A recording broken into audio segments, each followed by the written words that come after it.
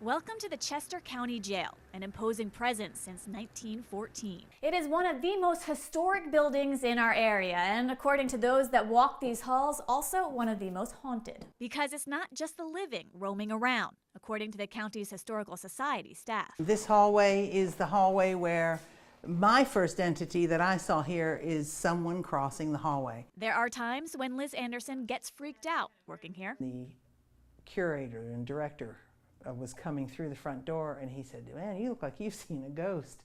And I said, "I think I did." But she can't tear herself away either. There's a lot of good people here, both embodied and not embodied, and it's just a worthy cause. Anderson says she's gotten to know some ghosts.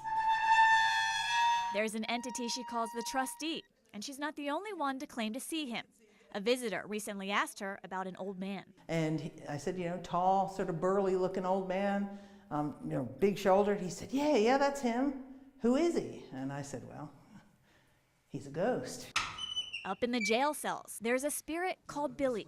His voice, she says, has been recorded by paranormal researchers. One of the investigators said, what's your name? And he said, Billy. And believe it or not, Billy's written very small on the wall in there somewhere. In another section lives a ghost she calls Doc. Anderson thinks he saved her once when a stool crumbled beneath her. As I was falling down, I felt two hands push my head forward, just like that. And I don't know how I missed the corner of that table. If I'd hit the corner of that table, I could well have died. Some of the ghosts are protective, she says. Some are sad.